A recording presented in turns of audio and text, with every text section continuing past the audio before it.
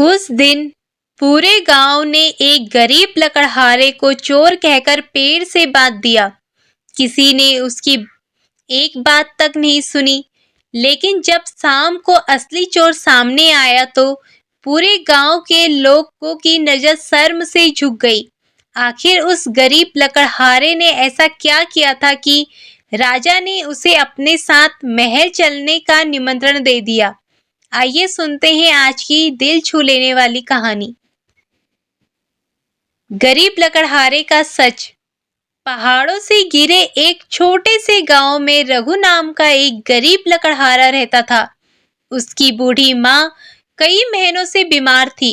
घर में दवा के पैसे नहीं थे, लेकिन रघु ने कभी गलत रास्ता नहीं चुना। वह रोज सुबह जंगल जाता, लकड़ियां काटता और उन्हें बेचकर किसी तरह घर चलाता। एक दिन राजा के महल से खबर आई कि महारानी का कीमती हीरो का हार चोरी हो गया। पूरे राज्य में खोज शुरू हो गई। उसी दिन रघु लकड़ियां लेकर गांव लौट रहा था कि उसे रास्ते में लाल रंग का एक कपड़े का थैला मिला। उसने खोला तो अंदर सोने के सिक्के और एक चमचमाता हीरो का हार था। रघु समझ गया कि यह किसी बड़े आदमी का सामान है। उसने सोचा, अगर इसे बेच दूं तो माँ का इलाज हो जाएगा, लेकिन यह मेरा नहीं है। वह सीधा महल की ओर चल पड़ा। लेकिन रास्ते में कुछ सैनिकों ने उसके हाथ में हार देख लिया। बिना कुछ पूछे उन्होंने उसे पकड़ लिया। चोर मिल गया। कुछ ही देर में पूरे गांव में खबर फैल गई। लोगों ने रघु को गालियां दी। किसी ने कहा, हम तो इसे ईमानदार समझते थे। किसी ने उसके मुंह पर थूक दिया। रघु बार बार कहता रहा, मैं चोर नहीं हूँ, मुझे यह रास्ते में मिला था। लेकिन किसी ने उसकी बात नहीं सुनी। उसे पेड़ से बांध दिया गया। उसी समय राजा भी वहां पहुंच गए। राजा ने गुस्से में पूछा, सच बताओ, हार कहाँ से चुराया? रघु ने शांत स्वर में कहा, महाराज, अगर मुझे चोरी करनी होती तो मैं महल वापस क्यों आता? राजा कुछ पल के लिए चुप हो गए।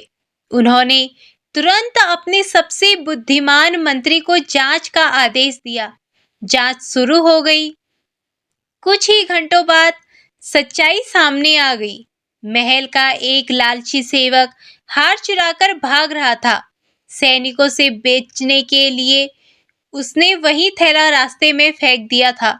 रघु को वही थैला मिला था। असली चोर पकड़ा गया। पूरा गांव शर्मिंदा था। जो लोग सुबह तक रघु को चोर कह रहे थे, वही अब उससे माफी मांग रहे थे। राजा खुद उसके पास आए।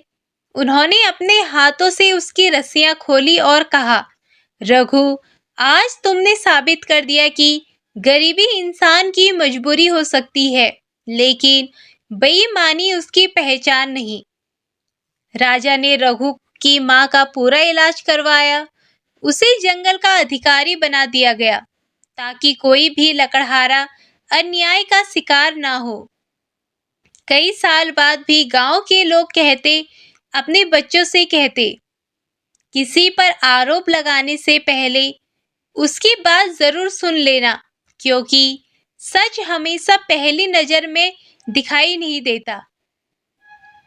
तो इस कहानी से हमें ये सीख मिलती है कि कभी भी किसी इंसान को बिना सच जाने दोषी मत मानिए, क्योंकि एक झूठा आरोपी किसी निर्दोष की पूरी जिंदगी बदल सकता है। लेकिन सच देर से ही सही एक दिन जरूर सामने आता है।